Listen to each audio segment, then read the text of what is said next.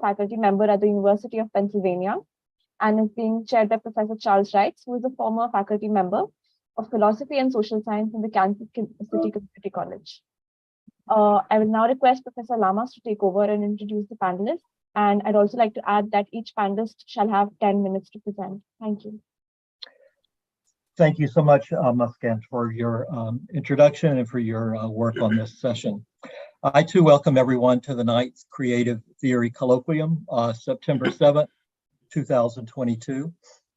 Our panel is composed of Charles Wrights, Kansas City, Kansas Community College, Douglas Kellner, UCLA, Immaculada Canguçu from the Federal University of Ouro Preto in Brazil, Gian Trivedi from University of Delhi, Manendra Nath Thakur from Jawaharlal Nehru University, my favorite university in all the world, and Savita Singh, the Indira Gandhi National Open University in India. Let me just take 2 minutes. Though Karl Marx had died 15 years before Marcuse was born, Marxism was very much alive in the early 20th century, no more so than in Germany, whereas Marx had predicted capitalism would develop alongside an expanding working class that would develop institutions to advance its interests. By the time Marcuse was a teenager, the SPD, the Social Democratic Party of Germany, was Europe's largest Marxist-inspired party and the majority party in Germany's parliament. But it pursued, alongside affiliated trade unions, a program of gradual social reform rather than an agenda of revolutionary struggle. The young Marcuse's own politics were at this time conventionally socialist and did not extend much, if any, beyond the horizon of the SPD. That all soon would change. Lauren, could you please mute? Thank you. Workers of the World Unite, as we all know, is the famous exhortation of Karl Marx and Friedrich Engels in the Communist Manifesto of 1848. To achieve its aims on behalf of humanity, the working class is meant to become internationalist in its orientation. Class solidarity across borders is required because the necessary struggle is not against workers in foreign nations, but rather against global capital. But by the end of the last century's first decade, the 20th century's first decade, it is not communism, but rather the three-headed specter of nationalism, imperialism, and militarism that haunted Europe. The First World War begins in July 1914, just over 100 or so years ago, with the rapid splintering of the working class into hostile and opposing camps, and the war's unprecedented carnage with deaths and injuries of 40 million people. The Marxist project of class solidarity and left internationalism appeared utterly ruined. In recalling this history and yesterday's conversation about the war, I think we may clarify our understanding of what it means to be creative when then, as now, a multi-headed specter of Thanatos is haunting the world. The grave error for those who wave the people's flag is to be seduced, as was Karl Kautsky, the then Pope, German Pope of Marxism, and so many others, by orthodoxy. In the aftermath of the horrors of the First World War, Lukács, Marcuse, and other critical theorists pursued a more creative path.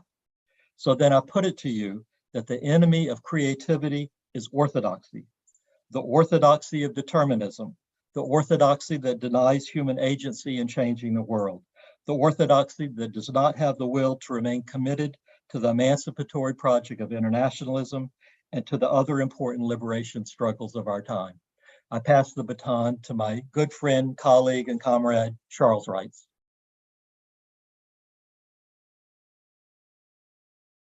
Unmute, Charles. Great, Andy, great. Yeah, you know, and I really appreciate how much we've learned from our Indian colleagues too, especially at yesterday's session on imperialism and war, and how clearly they discussed the whole complex of social problems, intensifying inequality, authoritarianism. These things all need to be combated. And in the spirit, I guess, of Marcuse's great refusal, which sees the need for a system negation to become a general interest of the world's oppressed peoples and to move forward creatively. Without further ado, however, let me, since the introductions have already been made, pass the baton to Doug. Good morning, everyone, or good evening in England, or good whatever, wherever you are.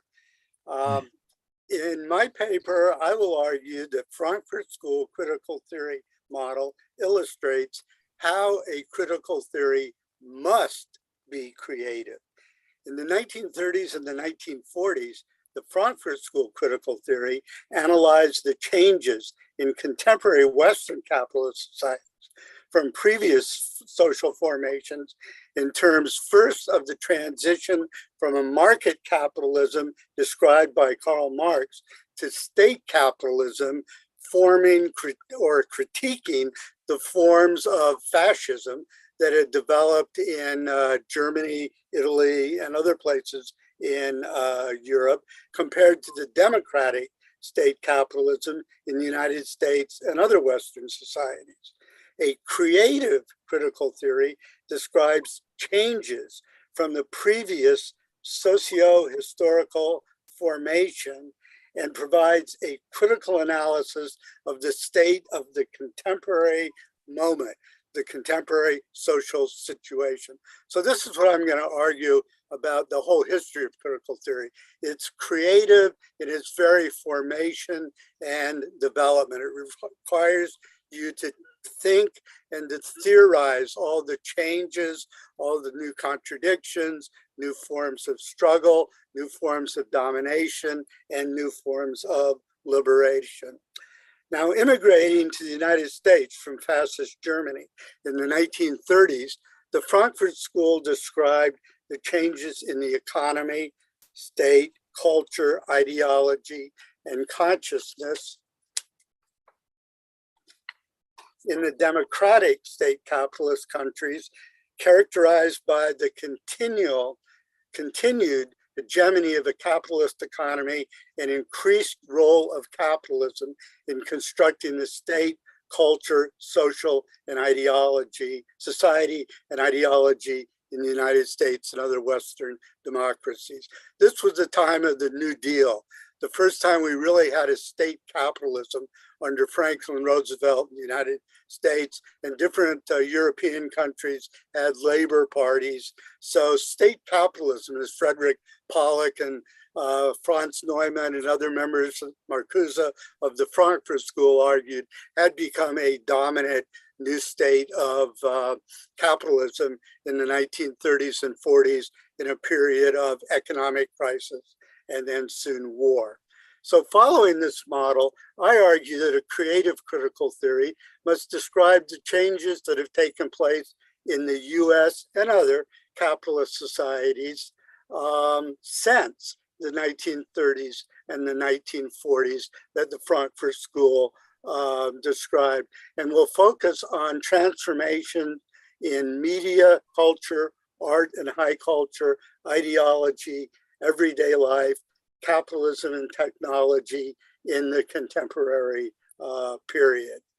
The first category I want to put out there is, and Marcuse was the first to see this, that the form of state capitalism that appeared in the New Deal in fascist societies developed into a techno-capitalist state, and that capitalist society evolved into a techno-capitalism. In 1941, Marcuse wrote a book called The Social Implications of Technology. It's published in, gosh, do I have my, I don't see myself here. Yeah, we can see the book. Okay, you can, I just can't see me on the screen. So anyway, here is the book, War, Technology, and Fascism, where Marcuse begins a lifelong project of describing the changes in technology, culture, capitalism, the state, new forms of social control, new forms of resistance that reach its classic formation in One-Dimensional Man that he published in 1964.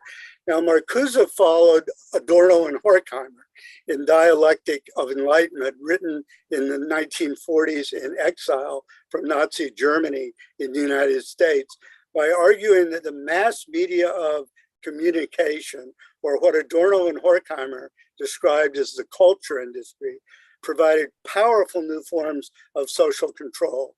In my work, I've continued this mode of analysis, arguing how film, television, radio, popular music, and then the internet, social media, and digital technology create new forms of society, culture, economy, ideology, and modes of everyday life in today's digital capitalist economy.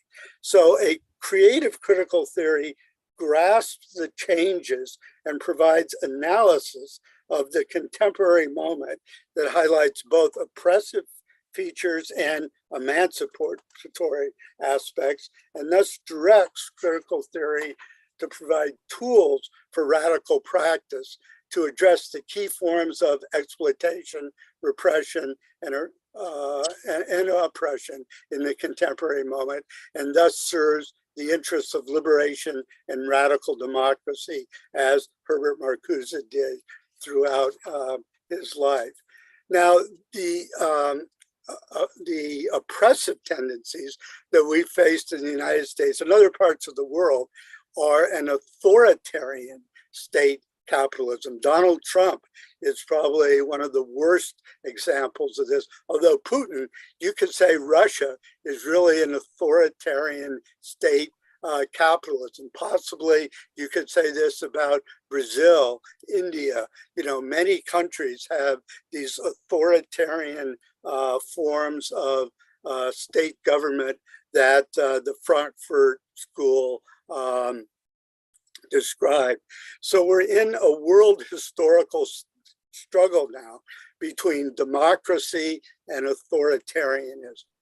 But we shouldn't be completely pessimistic. Trump was beaten in the 2020 presidential election. He has every single court, well, that's an exaggeration. He has scores of legal battles to fight that the city of New York, the state of Georgia, Washington, D.C., the Justice Department, they're all trying to prosecute Trump, who, by the way, organized the worst insurrection we ever had in American democracy. This January 6th is insurrection of the Capitol, where Trump's fascist forces tried to take over the Capitol, block the election, and seize state power. We've never had this before in American history. So we're really at a crucial historical moment. But we've never had such emergent radical forces. We've had Black Lives Matter under Trump emerge. We had the Me Too feminist movement, the dreamers of Latinos. We've had Bernie youth. We have ecology movements. We have anti-Trump movements. We really have a society in conflict right now. That the US is in a contested terrain where the forces of resistance and democracy are against these authoritarian quasi-fascist forces. So once again, we see Herbert Marcuse provides the framework to analyze the present moment. Marcuse always analyzed the forces of oppression. So in one-dimensional society, it was advanced capitalism, techno capitalism. It was this capitalist state and the culture industry, creating a system of capital. But then in an essay on liberation, you suddenly had all the movements of the 1960s exploding. And the new left arose, of which Herbert Marcuse became the guru. This is the model of critical theory that Marcuse and Adorno and Horkheimer followed their whole lives. And this is a legacy that they bequeath to us. So I'm sorry I forgot to look at the time, but I'm sure I'm over my 10 minutes. So at this point, I will give it up to the next speaker. Thank you.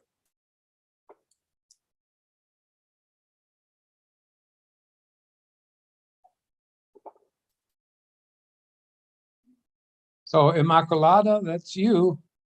If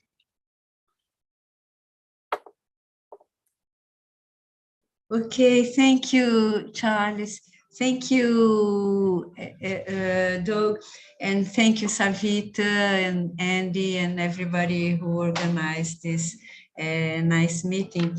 Well, I would like to show you something that we can call as a creative phenomenon. And my idea is to desublimate a little the idea of creative, desublimated in Marcuse's way of saying it. I will ask to share the screen because it's a visual phenomenon, and so we can see it together.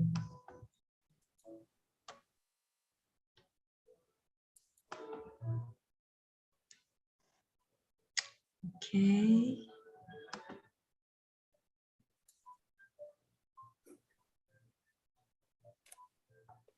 Can you see it?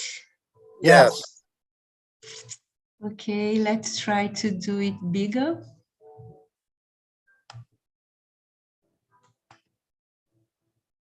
Okay? Yes. Well, I call it the art of gambiarra. And what I will show you, it's what we call in Brazil, gambiarra. Gambiarra is a Brazilian noun to define a quick fix made according to the possibilities at hand. In colloquial language, gambiarra means a stopgap that uses any kind of unusual material to solve a problem. Gambiarra points a patch, a temporary arrangement, something ill done. It implies that the good solution is not possible, but most of the time it's more creative than the true solutions. The idea is if you don't have the right solution, try the left. Who never did this? Gambiarra is a Brazilian word that basically means to use, improve the solutions to solve a dream with any available material. In English, the equivalent would be kludge, MacGyver's, quick fix, alternative engineering, workaround. Workaround, I think it's the best word. All that words express some degree of creativity.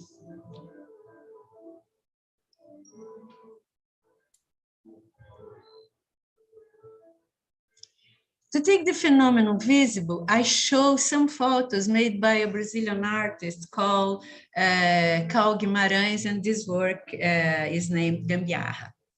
Workaround seems to be a good synonym for gambiarra, which perfectly performs the movement classified by Hegel as Aufhebung, the sublimating Aufhebung, of course. It overcomes the problem in such a way that the problems remain visible, sometimes even more evident. The outdated difficulty remains expressed, producing a gray area such as resolved but not entirely or provisionally overcome.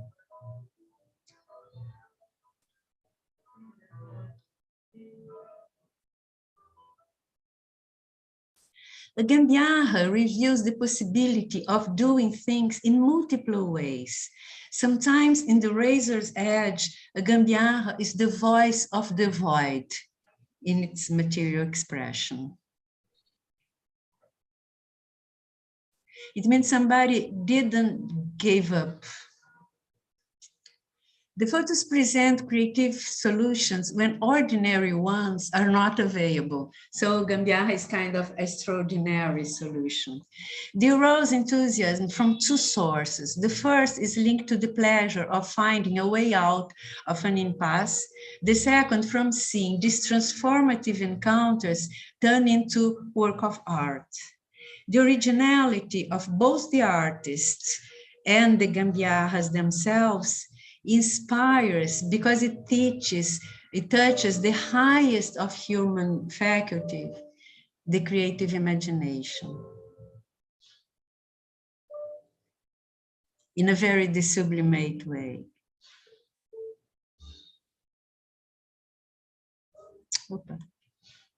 I would like to use the photos of Gambiarras to point out the role of the aesthetic experience for liberation.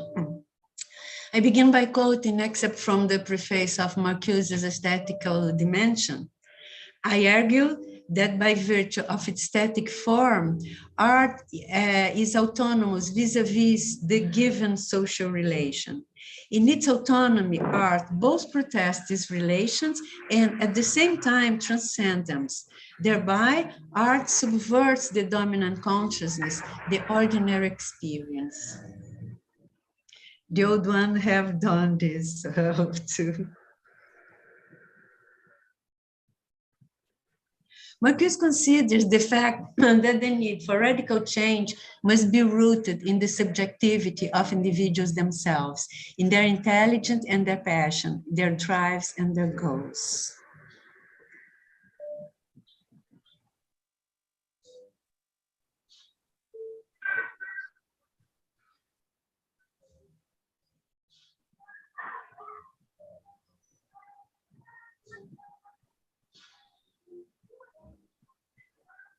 If historical materialism does not account for this role of subjectivity, it takes on the coloring of vulgar materialism.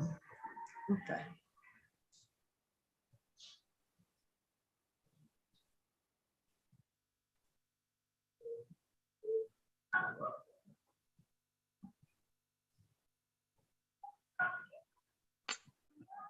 The affirmation of inwardness can lead to an experience which could become a powerful force in invalidating the actually prevailing value by shifting the locus of the individual's realization from the domain of the profit motive, to that of the inner resources of the human being, passion, imagination, conscience. I'm quoting freely Marcuse.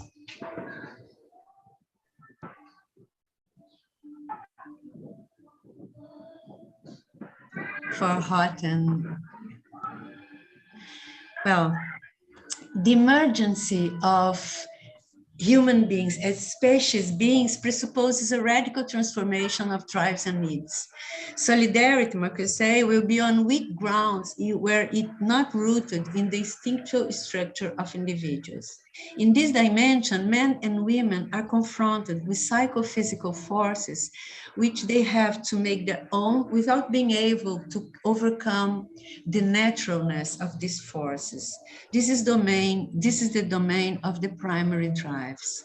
Transformation of the instinctual structure is a prerequisite for a change in the system of needs, the mark of socialist society as a qualitative difference.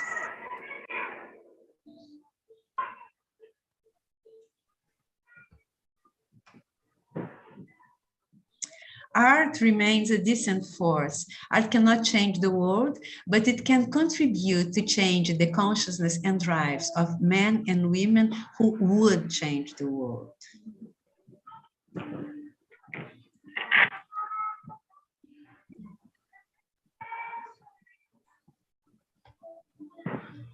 It's a truism that political struggle must be accompanied by a change of consciousness, but it must be recalled that this change is more than the development of political consciousness, that it aims at a new system of needs.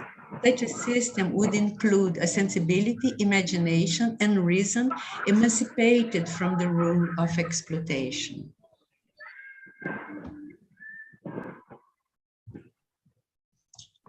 Thank you. thank you for listening and for coming. Wow. Well, thank you so much, Immaculata. That was Thank you, Charles. a nice phenomenology of, radical Yes. creativity. Creativity, yes.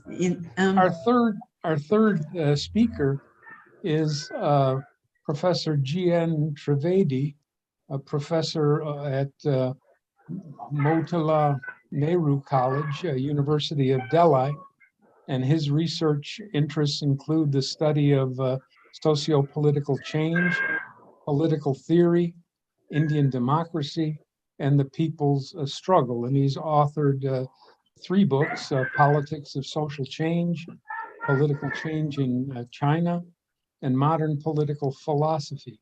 So it's a very brief introduction, but Professor Trivedi, if you would take it away. Thank you. Are you there? Thank you very much, Charles. Oh, I'm delighted with the presentation, both of Professor Douglas Klenner and the Brisbane scholar. You know, that shows the hope. You know, there is no case for despair. Whatever we have, we can create a consciousness, a new consciousness for change. So there is the message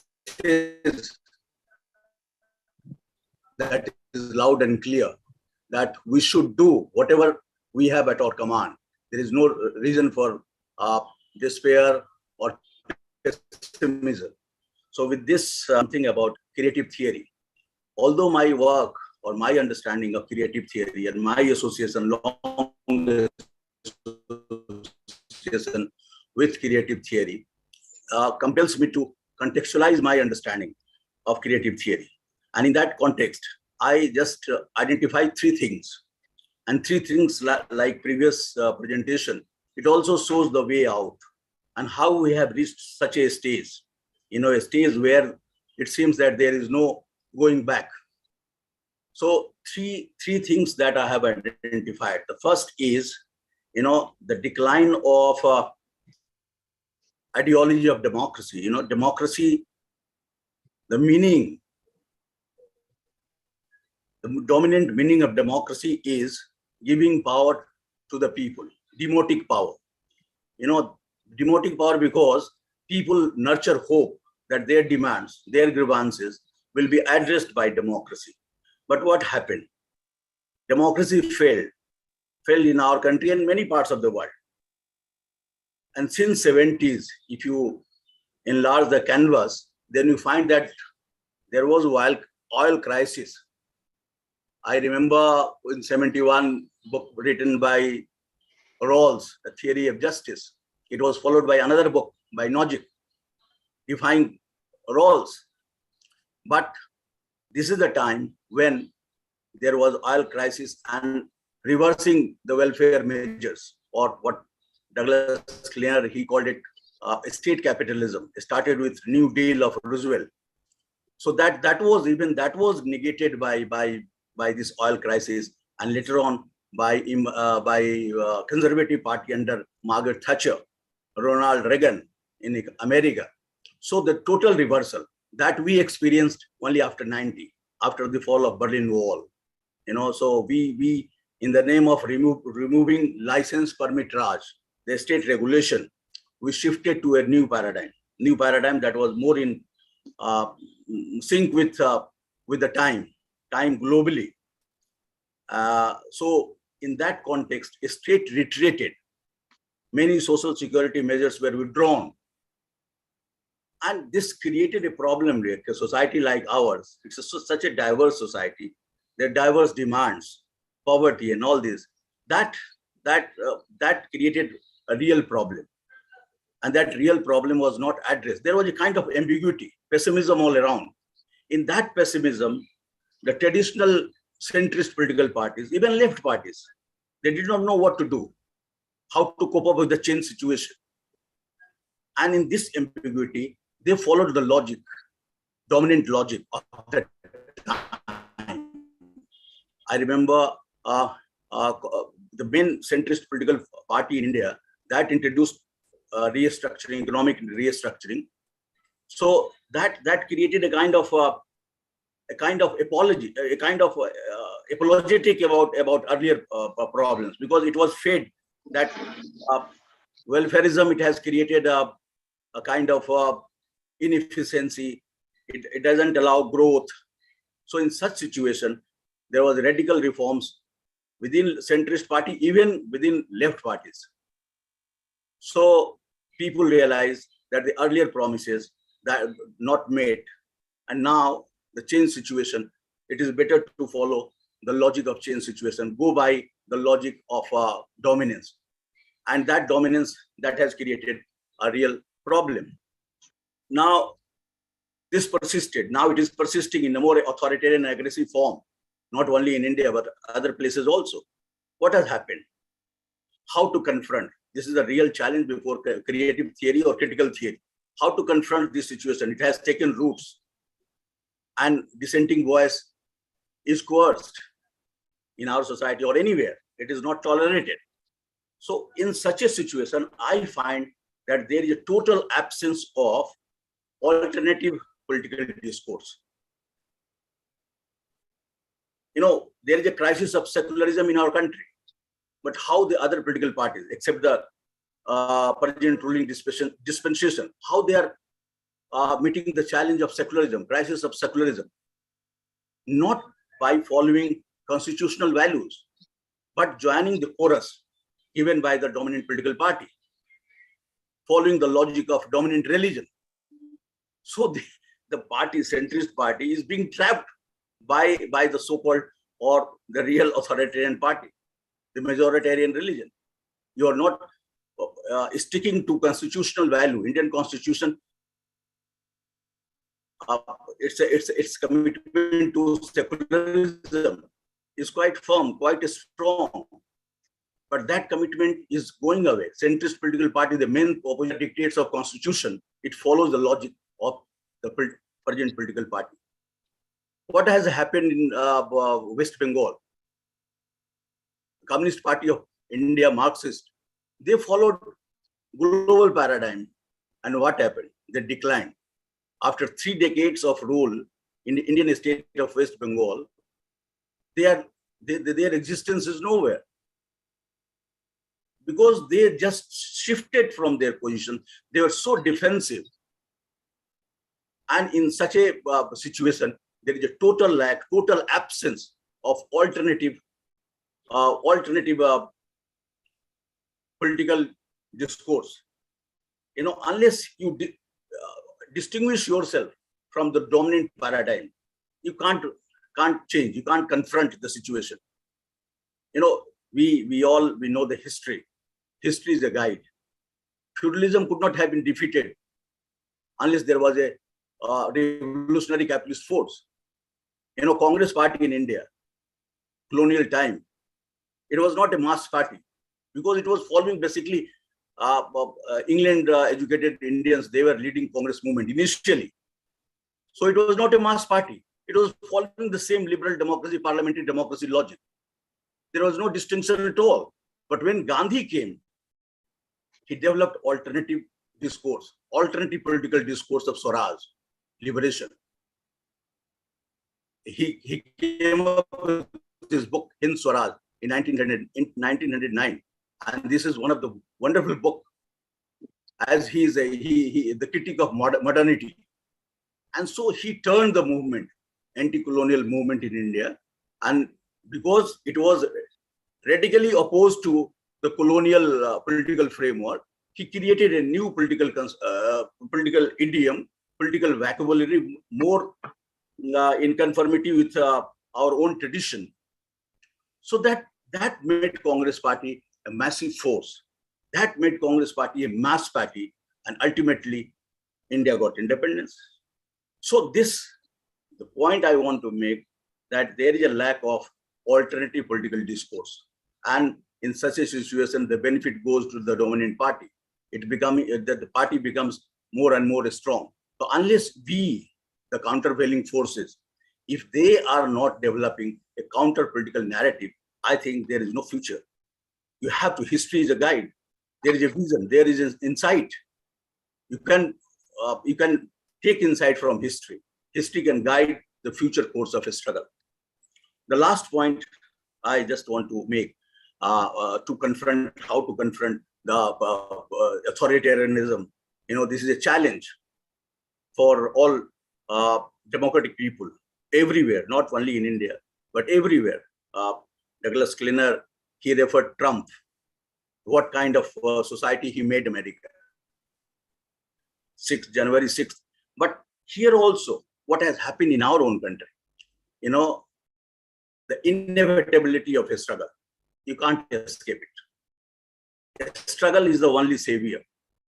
Without a struggle, democratic transitions, historical democratic transitions, they are possible because of a struggle. It is painful. You have to pay price for that, no doubt about it. But you can't run away from joining a struggle of different kinds. I'm not saying that a struggle going on roads. Artists can contribute, intellectuals can contribute. We are all teaching students about organic intellectuals, Gramsci. We are quoting Gramsci in our classroom. But when it comes to practice, we should also follow that. In a different way, democratic forces, they can contribute in creating a struggle. In India, a few months back, there was a strong struggle by the farmers for the withdrawal of anti-farmer laws made by Indian Parliament. 1 year, 700 farmers died. Only after that, these 3 laws were withdrawn. So whatever little they achieved only because of a struggle. I remember by the end of this last century, I think 97, under the guidance of Professor Manoranjan Mohanty, we did a project on the starvation death in the state of Orissa. And where Professor Mohanty, he's our teacher, and he asked how to connect university with the grassroots movements, grassroots problems. I vividly remember, long back, 97. And he says that we should develop a new mechanism to connect our understanding to the movements at the local level. And in that context, he coined a very RASI. Professor Mohanty must be remembering it. RASI was research and support initiative, that we can at least provide the research and support initiative to the people struggling at the grassroots level, fighting poverty, other kinds of discriminations, caste, patriarchy, all kinds of tribal movements. So what would be the role of university? And in that context, he creatively coined this RASI, research and support initiative. So there is a need. And in our earlier this creative theory colloquium, it's an annual colloquium. Earlier we had annual grassroots colloquium, in which we invited activists working at the ground, peasant leaders, trade union movement leaders, students leader, many women's groups. They participated in annual grassroots colloquium, and many new insights developed, creative insights developed, that we utilized in writing, in organizing, in protesting. So I think we are at a very critical stage in our history, not only in India, but other places also. And how to grapple that you should not be apologetic. First, you should not be defensive. There should be conviction, and not under the weight of neoliberal economy or neoliberal worldview, you change your position. The second, that you have to create alternative discourse. Unless you create alternative discourse, then you can liberate from their trap. At the moment, what I see that the only dominant thing is nationalism, that kind of didactic speech made by the leaders. That becomes the guiding. Even after problem, people dying in Corona, price rises, and so many things. Even then they win parliamentary election. Even then, why people are swayed? Why people? Because there is no alternative discourse. There is a need of alternative discourse for creative theory. Herbert Marcuse, we taught one-dimensional man in our classroom. So there is a need to recollect, reorganize all these resources, intellectual, social, political resources, to create a strong narrative, a strong alternative narrative to confront the brutal regime. And last, with that, I conclude that a struggle, we can't run away. Many of our friends, they are languishing in jail for their conviction, lost job, everything. But they did not run away from the course of a struggle. So a struggle is also very important. So how these three things can be integrated with the suggestions given by other friends. With that, I end. Thank you very much. Well, thank you, Professor. Yes. And we'll turn to Savita. And I remind everyone that Savita is a much published feminist poet and is a professor of gender and development studies at the Indira Gandhi National Open University in New Delhi. And with this great new book, Conversation with Roy Bhaskar. So Savita, if you would, take it away.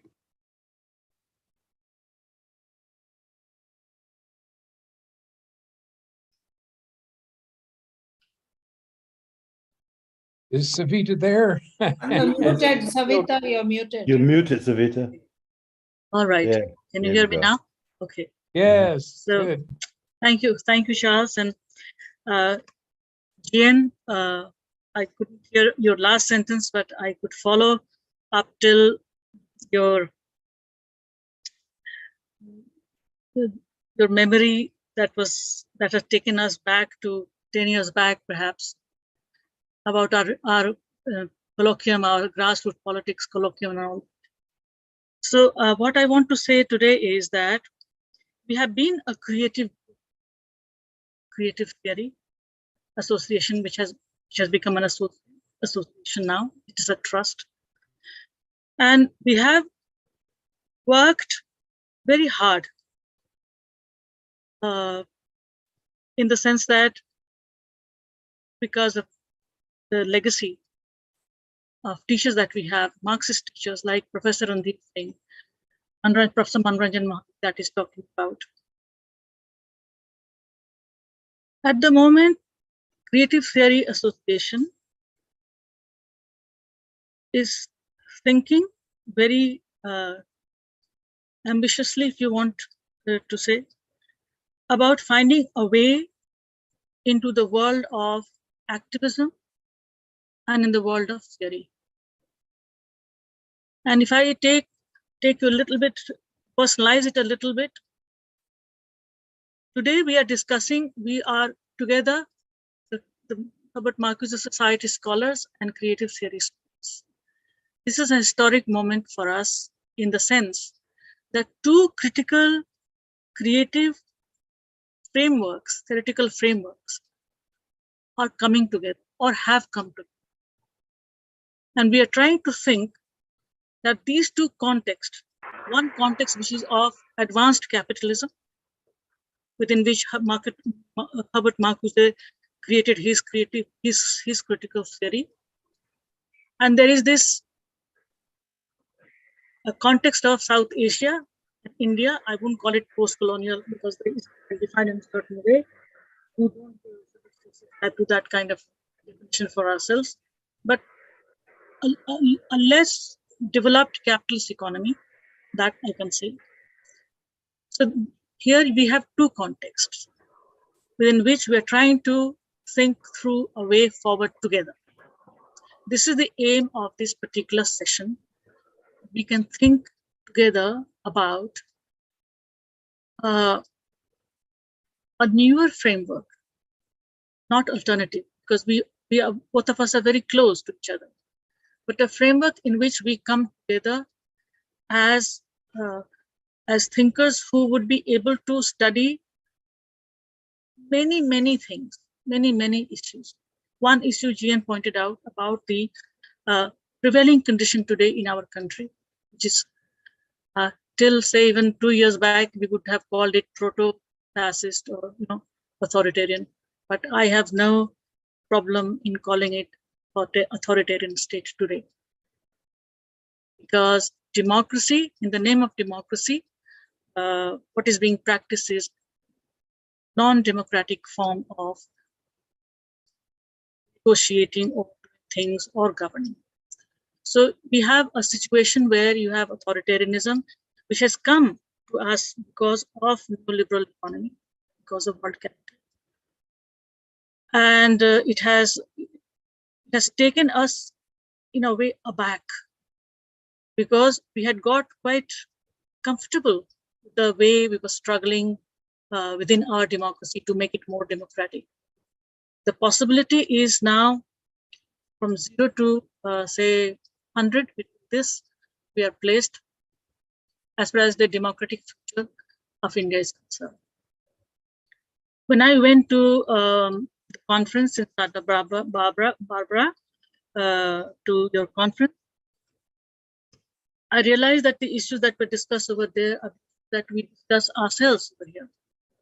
The difference was of the context.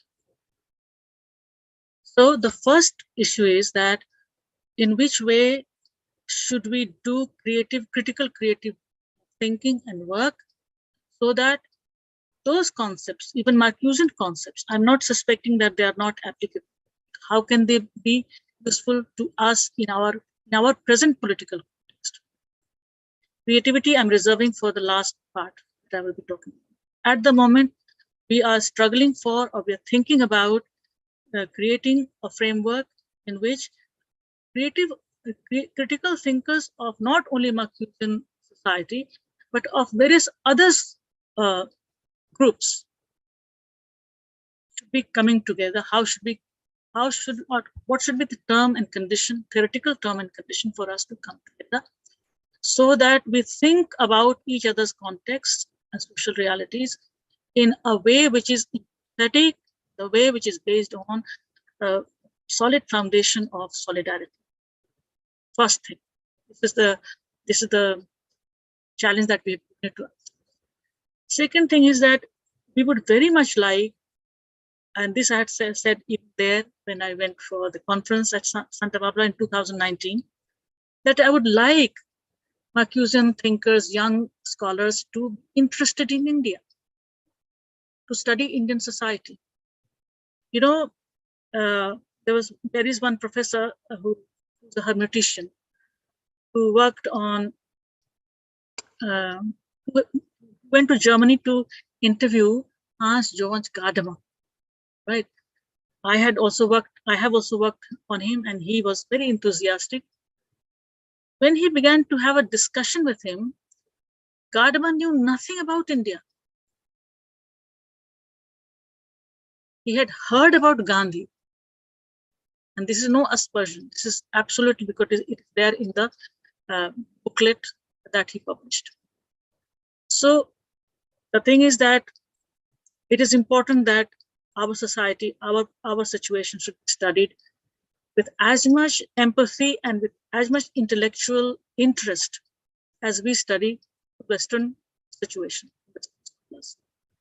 I can tell you one thing, that we know so much more about Western political thought that it would surprise anyone even today. When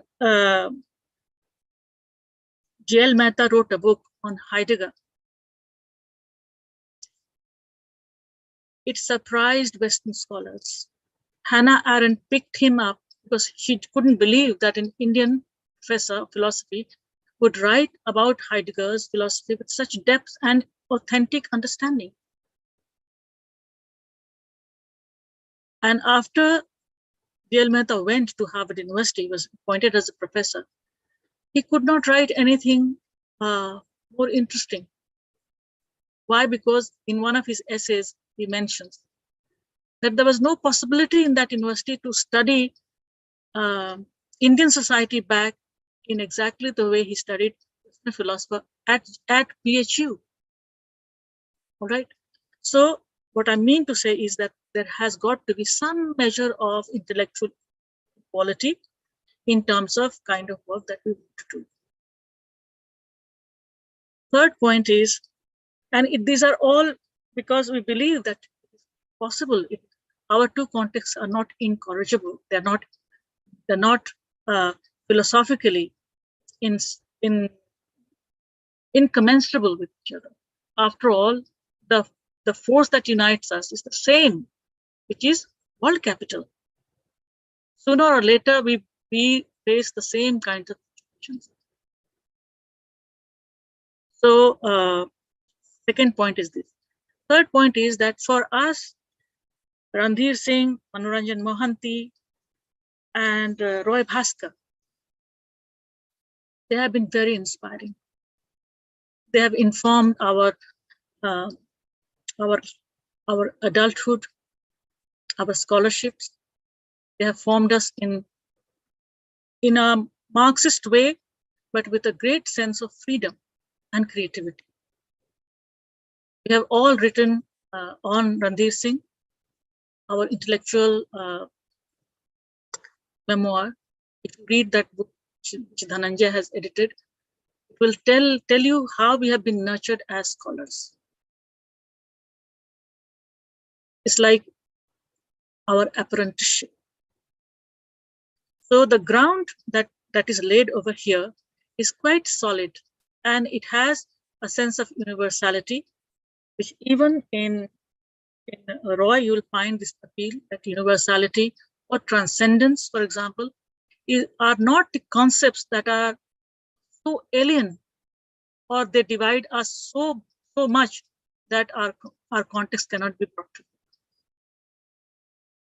Third thing is that all of us have been worst critics of our own works. We have revised our writings. We have a history we have a personal history of writing and flourishing as scholars. If we one day write a short story of our journey to come where we have come today as creative theory scholars, it will make a wonderful tale of our creativity as scholars. We have all come from very different vantage points to this position where we are today. So the evolution, the creative evolution that we have undergone as scholars is also something that has got to be shown and put forward in front of all the scholars that are. Now, one point that I really want to make today is that I think that feminism unites me with Herbert Marcuse much more than anything else. Herbert Marcuse was a feminist, but a critical theorist whose ultimate realization towards the end of his life was that feminism had a future, and that future was for everyone. And I have no problem in relating to Marcuse scholars and reading. While reading Marcuse, I feel that step by step that I'm in agreement with him. And I have participated in many conferences sponsored by or organized by critical theory, and I've spoken on feminism and ecofeminism. So the second point is, and I am so grateful to Charles for writing one of the best books that I have read. She has recently brought out on Marcuse's legacy of ecology, which he has so generously admitted Roy's work with me, our book together, and some of the points he has highlighted. This is a creative thing, I would say, that he has done, because he found it that it is expanding his notion of Marcuse. So I would urge that Roy Bhaskar should also be part of us when we work together. Very important philosophy. Roy's struggle is extraordinary. Roy was faced racism in Britain. Roy experienced patriarchal oppression at home by his dominant masculine, hegemonic masculinities, owning father. Roy faced a tremendous obstacle in his life in terms of acceptance of philosophy, critical realism. And I want to read just one paragraph as to how, as a world philosopher, he has emerged struggling with ontological concepts and epistemological concepts. And he has come to a position where I think he should be accepted as the philosopher, in a way, creatively thought that there could be one world in which different totalities, different spheres of development of ideas can come together step by step to be able to overcome what he calls duality, which we are trapped. And meta-reality, concept of meta-reality, is that ground state, invoking that human ground state, where we can come together and we can understand our differences in terms of our creative possibilities, not something that put us apart. So this being the background of what I have to say, there are 2 or 3 things more. What we are doing as creative theory scholars, and if you agree with us, if you think that we are doing something, we are rereading our own tradition. We are reinterpreting critically, not hermeneutically. I've come from hermeneutical background, but I think it is not sufficient for us to study or to create a theory for our own tradition, because no doubt Hindutva has shaken us like hell. We find that there is a lack of our own intervention. So religion, tradition, towards the end of his life, Roy said that I want to have a discourse on God. I want to discuss God. Why is there is a problem in discussing God? He said all of us have opportunity to be godlike.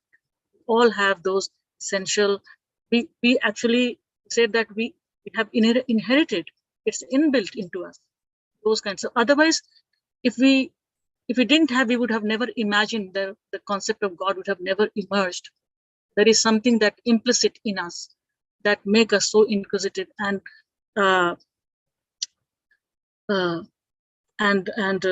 interested in such notions. So what I want to say is that we should open up new discourses, bring new discourses, critically look at religion, tradition.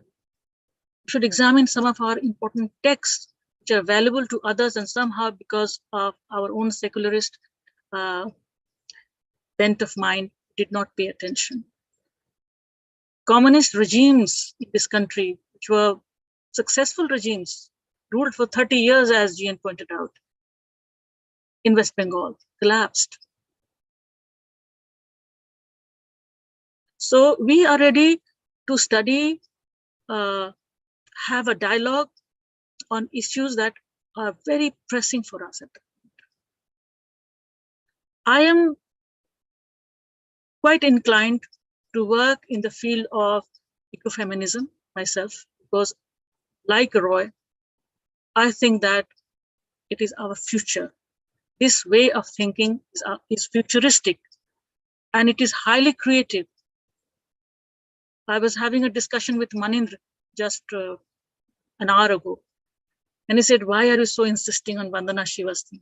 Look, I do not know what her politics are now, but I can tell you that she has an imagination. She has a concept of feminine forest jungle, which I take it as a metaphor. The amount of creativity you see in a forest by which it regenerates itself and it supports millions of lives, it's something that should inspire. And I think I would like to go into this direction.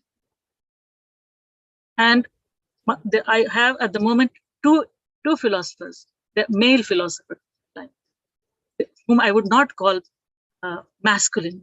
They are feminist philosophers. Herbert Marcuse and Roy Bhaskar.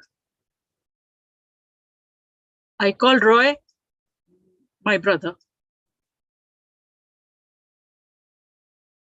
And Roy had a lot of affection. So I think that for critical theories to become creative is to understand India in the way we are trying to understand.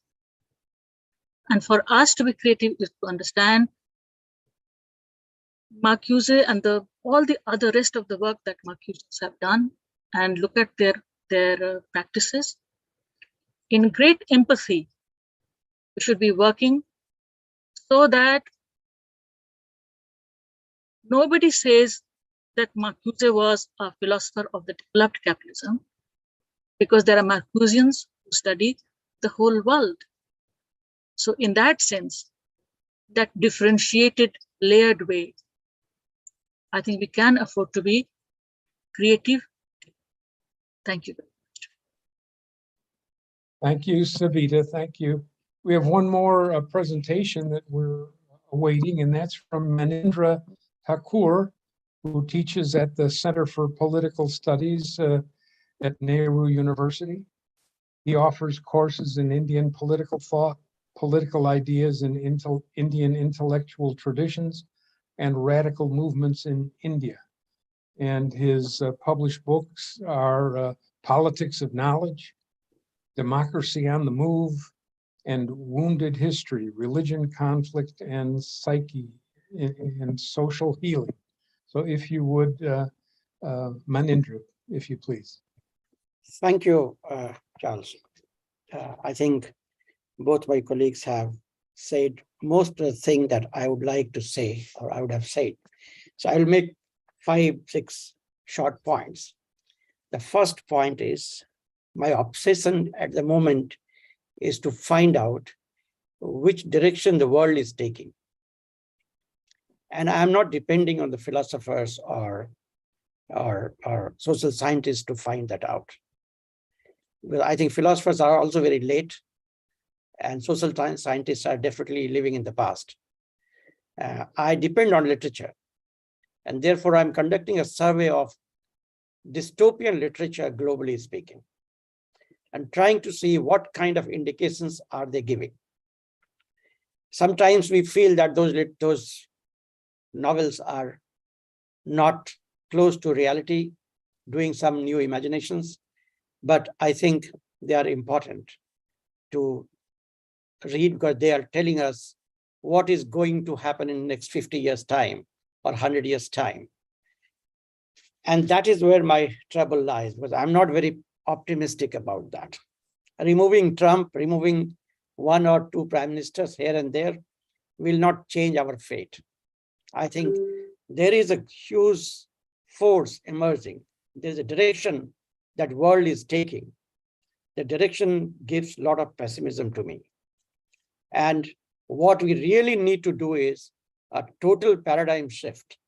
I think even capitalism is taking an ontic mutation. It is no more capitalism, something more than that.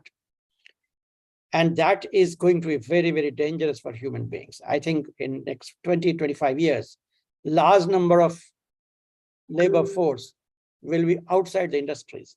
Industries will start throwing them out. They've already done. They're already doing. Unemployment globally will increase like anything.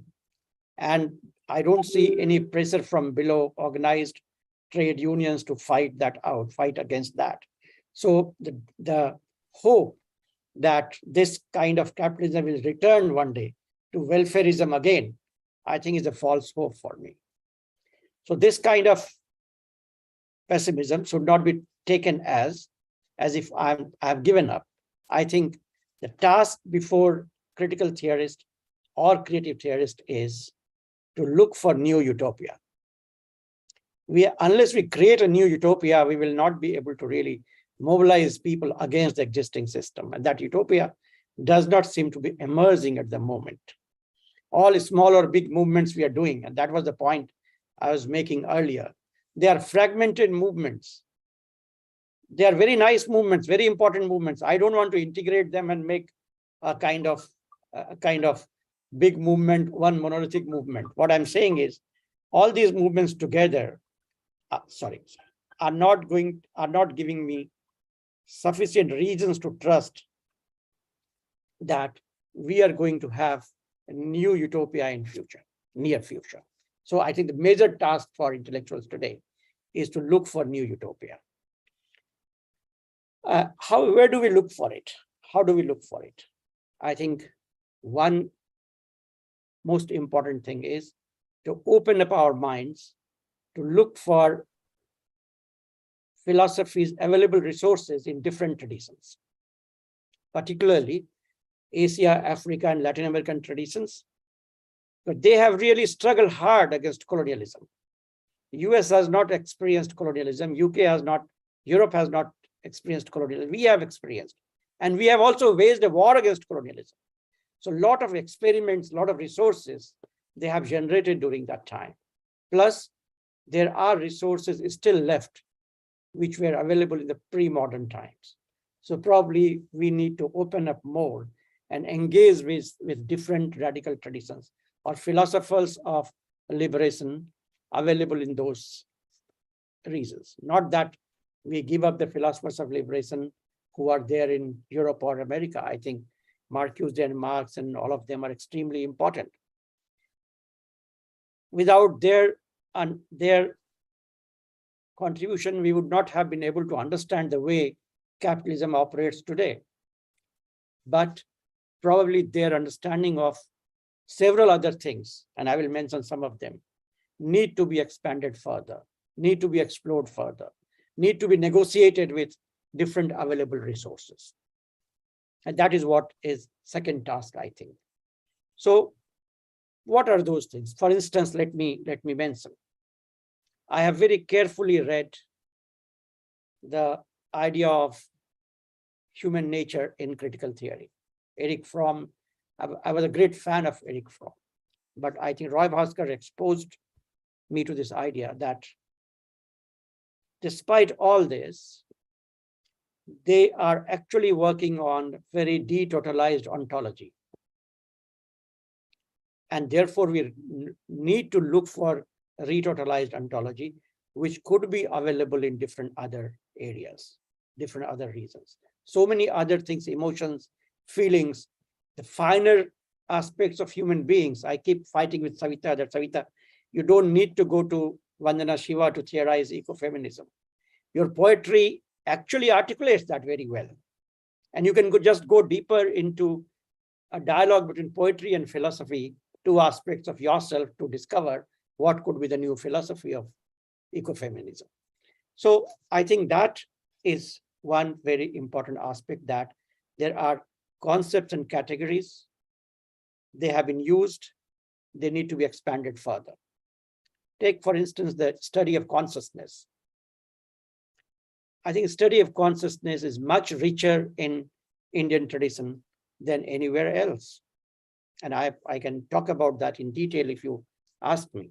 Or the thinking itself, the method of thinking itself, the idea of abstraction, how to achieve that abstraction where you can raise your level from being a member of a nation to being a member of a community, human community, to being something beyond anthropocentric perception. How do you do that? I mean, we have people who have done that. Take Buddha who have done that. Take Mahavir who have done that. So there are so many philosophers who have actually achieved, and they have discussed the methods in detail about that. For instance, there's a wonderful text in Indian tradition called Vigyan Bhairav, which talks about consciousness. And one of my students is working on this idea of the mind-body debate in the West and where are they stuck, and how Vigyan Bhairav may solve that problem that they're having. So this kind of dialogue on so many other things, human nature, I think, is one of the most important aspects where we need to do. So critical theorists and creative theorists should open up their fields, engage with philosophers of liberation all over the world to discover a new utopia. I think this is an unending task, maybe very difficult task also, but we need to do that. Third thing, I think we need to work at 3 different levels. One is the empirical level. Empirically, we may be doing things in different fields, different areas, different countries. But then we have to find out, struggle hard, and negotiate amongst ourselves to look for a theoretical unity.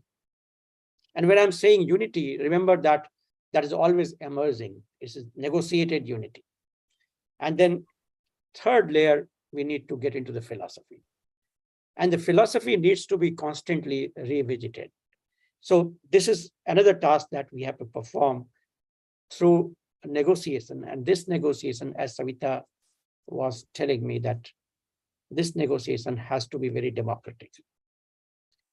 It's not that these Afro-Asian societies, Afro-Asian and Latin American societies will have to learn about some great Western philosophers, and they don't need to really learn about anybody else here. That kind of negotiation would not work. I think this is the moment when the dominant paradigms have failed. They are no more going to liberate us from this situation. We need to look for new paradigms, and those new paradigms will come if we open this debate fully and engage with anybody and everybody available. I mean, we believe that all human beings are creative, and all human beings have reflected. They use their reflexive capacity to generate philosophy in different parts of the world. And those philosophies do have certain important resources for future generation. All these are resources of humanity in general, not of a community, not of a nation. So those resources must be accessed, and we must try to think, how do we create that kind of global philosophy movement where we engage with different traditions democratically. And definitely now any philosophy of liberation, I think, will have to be a feminist philosophy. There's no way out. I agree with you, Savita. There's no, like at one stage, Sartre said that to be radical today means being Marxist. I think today, to be radical philosopher means being feminist, means being environmentalist, means being anti-racist, means being anti-caste in Indian context, means being anti-capitalism. So there are so many things articulated. I think now there is a consensus on this. I was just reading Piketty's couple of books, and he also makes the similar point, which seems to be emerging, and he imagines 2050. By 2050, we should achieve this goal. I think maybe 2070. But these are the goals that Indian philosophers have been contemplating upon. Ranveer Singh has a wonderful article on how to read Marx and how not to read Marx. And there he makes these points very interestingly, that you really have to open up your perspective to see different structures of domination. There are many structures of domination created today, and your philosophy of liberation will have to take into account counter structured of domination strategies. You have to work out. There are a number of them. Feminism could be one, and patriarchy could be one. Capitalism could be other. There are many more, and we have to constantly struggle on that. So this constant struggle, constant negotiations between different groups, engagement with philosophers of liberation and liberation movements probably will allow us to arrive on a kind of utopia, which will counter the dystopia that is taking over the world today. Thank you. Oh, thank you, Manindra, and thank you to the entire panel. I know I'm so sorry that there was limited time for each of you to make a presentation, yet probably you have recognized that there are some through lines, some themes that tie things together here. One was so nicely put by Professor Trivedi about the dominant logic has got to be confronted with a logic of change. And I think that was also what Manindra was also emphasizing, how today, and to connect with Doug and Marcuse, that, you know, Marcuse's new sensibility was a counter consciousness, a counter current, a counter movement against the logic of domination. And the new sensibility included all of these new awareness against all of these forms of oppression, whether it was, you know, women's oppression, LGBTQ, so on and so forth, and also having an awareness of aesthetic sources of understanding through literature and so on. So there were tremendous lines that unify these presentations today, but there is still time for each of you to make a comment if you would like on the panel itself, or to entertain a question or comment from someone who's not yet presented. So the floor is open. Since Professor Mohanty is here, may I request him to reflect? No, today I just want to listen to this great discussion. You know, when I joined a little late. I think I missed Dr. Kellner's presentation. That was a very sort of scary news. So I wanted to hear that fully. That now the research centers, CPR has just been raided. So it could be our center tomorrow, CSD, and in Hyderabad another. So that is the extent of challenge we confront. As GN put it, many of our friends are in jail, and we are not afraid of going to jail.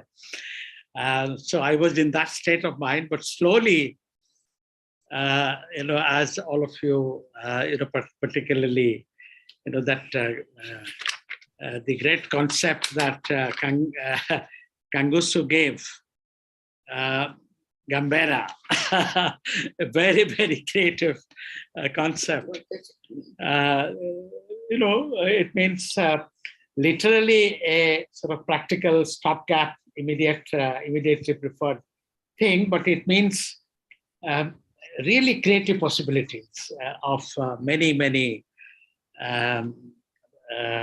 in many situations, it can lead you to creative possibilities. That was a great concept. That was a great learning today. So I would only add one thing, which ties up all the thoughts and many others in the colloquium so far, and all these years also. And I have been thinking about this, about colonialism. You know, I think we had prematurely declared the end of colonialism. And of course, the post-colonial literature misled us to even more directions, led and misled both. I think we have, because liberation is still our agenda. I think creative theory and critical theory, I think Marcuse's great relevance to all time is the multidimensionality and limitlessness of liberation. And so now you discover the kind of, I used a term some 40 years ago, probably in a reactionary way. I mean, reacting very emotionally, the genetic damage that colonialism had done to colonized. Now I go back to that concept, and you know, the areas where it disenfranchised and delegitimatized knowledge systems, institutions, you know, processes, and so on. And you know, during the COVID period, we discussed so many new discoveries and new relationships, and this was one. So, and in the Bandung Network conferences and South-South Forum, now decolonization is figuring as a very central concept. The other two fora that we are connected with. So if liberation is our agenda and multidimensionality, and we as Marxists use dialectical and historical materialism to discover the undiscovered, discovered through history, through practice, through analysis, through struggles, these multiple contradictions and their contextuality, contextual orderings and interconnections and challenges. Therefore, I think we have to take the concept of liberation very seriously. Yesterday, the tribal session, the two sessions actually, brought it out very well. And the Dalit literature has brought it out very well again. And one way to interconnect the anti-patriarchy movement, anti-caste movement, anti-race movement, and anti-caste movement with majoritarian religious oppression and so on, with the capitalist project and our struggle against capitalism, I think liberation is a very, very central concept. So I would end saying that I think we have so much to share. I mean, we are all Marcusians. You know, yesterday somebody, I think, pejoratively referred to 68ers. I'm literally, I think there are some more here. We are 68ers, 1968. I was in Berkeley, exactly. Wow. So, I mean, I can go on, but I'm so pleased. I think last year I was sharing some desperate moments of I wouldn't elaborate that. Well, thank you then, Professor Mohanty. It's so disturbing to hear that there's some kind of raid on political organizations that you're connected with there in India. But to return to the panel, are there further comments from panelists or anyone else? Hi, can I come in and ask a question if it's possible? I think so. Jump in. Yeah. So I think my question is to all the panelists, like anyone who feels like answering can answer. I'll be very quick. My question is very specific. You know, it's about the ontological turn that critical theory, some of the critical social theorists are right now making, especially ontological turn concerning the notion of matter itself. For instance, there have been some work going on how critical social theory can incorporate new aspects of materialism. For instance, new materialism and speculative realism and all that stuff. But there has also been simultaneously a lot of criticism of that because it, in a way, gives primacy to ontology over epistemology, which has not been the case with Frankfurt School, if I'm not wrong, earlier. So how does this panel sees this ontological turn to matter, or for instance, ontological turn in itself, giving more primacy to ontology or equal primacy to ontology and epistemology rather than just favoring epistemology over ontology? So that's it. Thank you so much. Yes, is that for Doug to respond, perhaps?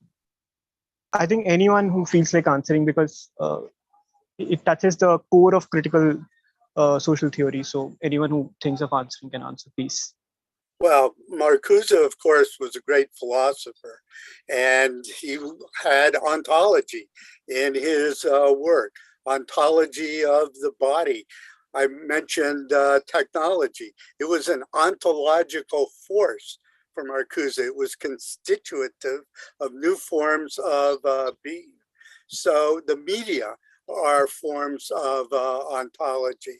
So yes, I think that definitely critical theory needs to mediate ontology with political economy, with state, with culture, with politics, and with struggle.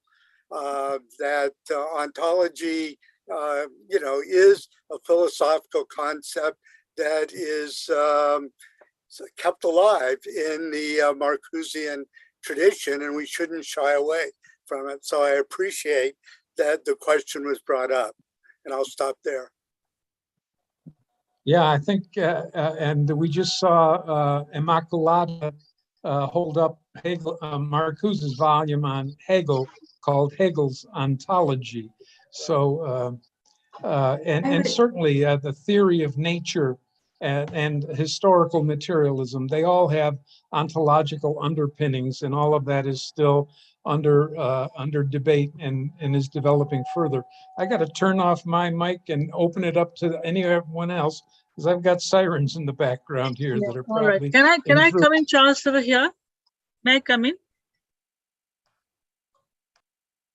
All right. So it is not recent. The ontological turn is not recent. First of all, it has been,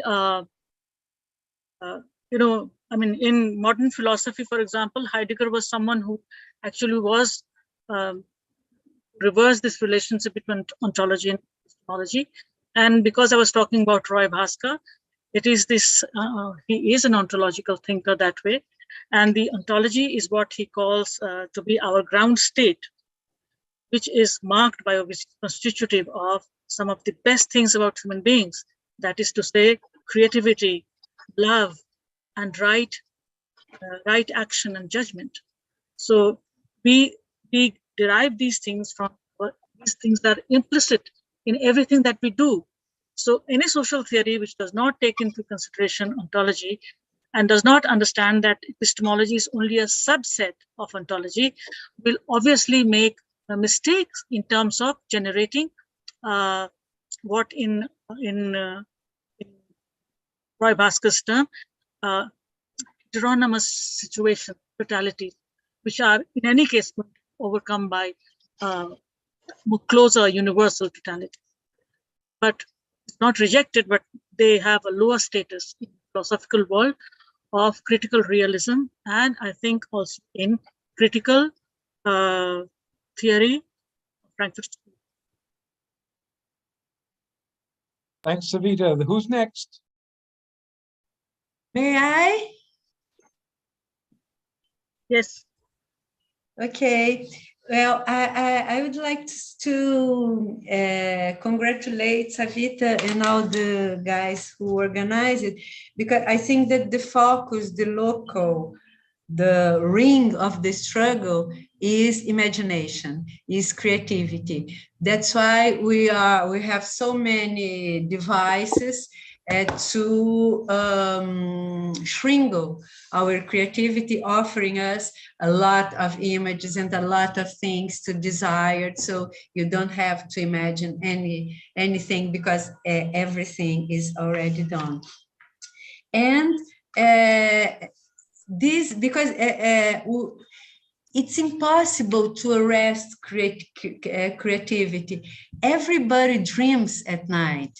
Dream absolutely crazy thing, crazy work of creativity.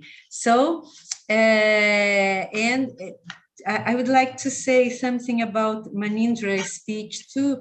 He proposed that to link philosophy and poetry. I totally agree, and because I think that poetry touches this stage that people, the actual structure want us to forget. Poetry touches and wakes up feelings that which we doesn't even know that exist, and even know that can survive in this structure. Poetry is useful to remember us what the structure wants us to forget. And this is our powerful, our power of imagination. And that's what they fear, because it's impossible to die, it's impossible to kill. Since we have dreams, we still imagination other things, and this is where I think that any creative attitude should begin. In our dreams. That's what I would like to. Thank you, Immaculada. Another comment from the panel or from the audience? Sujata. Savita? Sujata wants, Sujata has raised her hand. Sujata. Yeah, thank you. It was very nice to listen to the very many views expressed in this panel and during the past 3 days. But I'm not a pessimist. While I share many concerns with Manindra, I don't know, somehow many things, I think by nature I'm an optimist. So I will, that while I can be sad, I can not lose hope. I'm not losing hope either. I'm looking for hope. No, what I was trying to say is, continuing from the day before yesterday's session, which I didn't attend, but I understood the crux of it, is one thing that I was looking for in today's discussion on theorization. In fact, two things. One is the idea of theory itself is unproblematized. What do you, when you say theorizing, critical theorizing or creative theorizing, there are, we all know that there are different kinds of theorization, ranging from abstract and detached theorizing to more substantive historical forms of theorizing, I mean, which are more substantive and rooted in provincial experiences. So, I mean, that will help us understand the different tools, heuristic and other tools, which that itself would be a subject of discussion. You know, to look at forms and content of theorizing. That's one, that it could be problematized. Second is drawing again on Roy Bhaskar, is to direct our attention to the scales or levels of social reality. We just spoke about ontology. So I think this is extremely crucial, because even as we make drastic and sweeping statements about the power of capital and of technology, which I don't deny, it is still possible, or I still do come across when I go to the ground, like we just heard in the previous panel about regional language literary activism. I mean, in Tamil and Malayalam, languages in south of India, that despite all these influences, there are small groups of people who are going back to reading, I mean, go back to mythology, take the literature, revisit old, I mean, make a progressive reinterpretation of, you know, old stories. So these groups are very small. They are not radical. They will not come under the radar of any statistical kind of mapping, but they are significant. I also say this based on my studies in Europe of complementary and alternative medicine. 30 years ago, small yoga teachers in Europe, etc., they formed small associations of yoga teaching. Then they learned Ayurveda. So they have become a very big force today. They have formed associations. They are lobbying with the Indian government, etc. So small groups from small towns who wanted to go back to nature. You may also see them as conservatives. But they have engineered something that nobody thought 30 years ago. Nobody thought in Europe that people will even accept alternative medicine. Biomedicine, or what you call allopathy, is the official and only accepted form of scientific medicine. But today we are told, even in Germany and other places, US though, we are told a large number of people use alternative medicine. So I am someone who's exploring these less visible, non-statistically analyzable cultural trends, the movement towards natural food. You know, people feel the search of organic and herbal food, etc. So these movements emerge as small cultural movements provincial, they have become some kind of force, including, I won't go in great detail. I'm talking about the levels of theorization in the sense that there could be enclaves which can subvert, deflect, or resist the incursion of capital and technology. They might be small, but I would think we have to pay attention to them and the dynamics that plays out in them. And I'll stop here. So I would consider that as fulfilling the mandate of both creative and critical theory. Thank you. Well, thank you for those comments. And, I certainly would agree that there's an important need for intercultural understanding. The multicultural education reform movement has been an immense force for progress within the United States.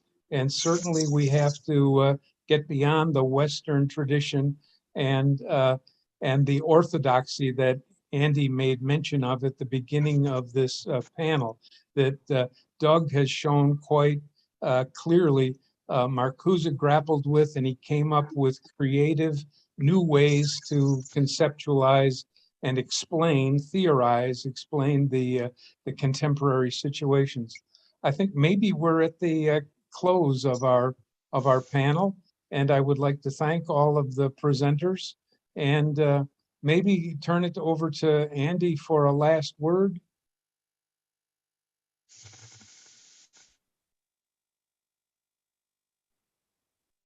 What's the last word, Savita?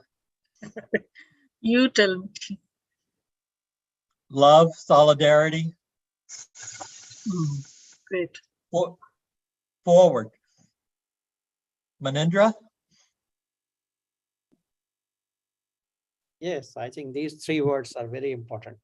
I will just add what Bhaskar used to say: unconditional love and solidarity and moving forward.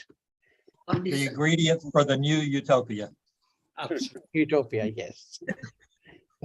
Goodbye, everyone. Well, thank you all. Thank you so much. Thank you very much. Great, Thank you. great colloquium. Goodbye. Thank you. Should we invite Vipanchika? Are you there? She has to make a vote. Thanks. Yes, Vipanchika, please. I think the participants can wait for. Yeah, please wait for Vipanchika's final. Yeah, because these people have worked so hard. Yes, yes. We owe them so much, really. Absolutely. So much love, as Professor Lamas just said. We owe them lots of love. And this is a generation on which we are trusting. So this is a new generation. I think our strength is the intergenerational dialogue. Yeah. So you should have spoken about that, Manindra. These are part of the practices that we have. These are very authentic practices. Absolutely. Our intellectual functioning. And hello. It is a group which doesn't believe in taking a photograph. Let's take a photograph. We can bring out. Yeah, Vipanchika, would you please? Her name is Amelia. Amelia. Vidyaji, her name is Amelia. Such a beautiful name. Amelia. Beautiful name. Beautiful name. Amelia. Hello, Amelia. Hello. Oh, hello. You are so beautiful. No, Andy's granddaughter. Yeah. Yes. Okay. Amelia. We have successfully come to the end of the 3-day colloquium today. I'm sure a lot of us are tired, especially because of the intellectually stimulating engagements we've had for these last 3 days. You can turn on the video, Vipanchika. There's a problem with internet. Okay. All right. Right. Although we have an extended colloquium scheduled on the 10th of September, we like to formally conclude this 3-day colloquium with a vote of thanks. First and foremost, on behalf of the team of Creative Theory Colloquium, I thank the International Herbert Marcuse Society for their collaboration with Creative Theory Association. As a newly formed association, this collaboration means a lot to us and it helps us grow immensely. We hope to engage with you again in several other occasions. And I thank Raza Foundation and India International Center for their support throughout the conference. We hope to continue to collaborate in future conferences as well. The organizing committee, whose brainchild this conference is, we are immensely grateful to you. The participants are equally important part of this colloquium, and we hope to see you all in several other conferences organized by Creative Theory Colloquium. My team, the central coordinators, associate coordinators, the documentation team, the social media, poster, and technical team have put their full efforts in making of this conference. They are the backbone of this conference, despite being master's and PhD level students, and perhaps organizing a conference for the first time. They have done a remarkable job. Thanks to each and every person who made this conference possible. While Creative Theory Association is continuing to question what creative theory exactly is, we believe conferences like these will sooner or later help clarify. With the hope that creative theory always remains a fluid theory with the openness to learn, unlearn, and grow, rather than attaining a bounded, constraining shape, I'm signing off. Thanks to all. Great. Thanks a lot, Panchika. Thank you. Thank you. Supriya. Thank you also, Mariam and Muskan. Mariam. Put in a lot of work. Absolutely. Safina. Yes. Thank you so much. So everybody is so good. Thank you. It is their really hard work. Amazing work. And Andy, let me tell you that this is the group which knows Marcuse fairly well, as I teach Marcuse, Marx, and Gandhi together in my first few lectures on the idea of liberation. So I teach Ambedkar to my Indian American students who only know Gandhi. Good. So we're already in organic solidarity. Yes. Great. Great. Wonderful. Thank you so much. Very much. Good night. Good night. Good night. Thank you. Bye-bye. Bye-bye. See you next year, maybe. No, sooner than. Yes. Sooner. We have more things lined up now. Yeah. We have several programs, which is association and young people joining. I think we have more energy to do things. Absolutely. That's true. So thank you. Thank you. Good night. Good night. Good I night. wish a cup of tea we could have. Yes. Earlier. You know, can we? You organize in the either tomorrow or Not tomorrow. otherwise Tuesday. We will work it out with you. In the next 4 or 5 days, I think the team should meet. Yes, definitely. In CSD and nearby, go for tea. Or JNU, you can have. Or JNU, yes. It's always open. We will come, yeah. Yes. Thank you, sir. Thank you. Okay.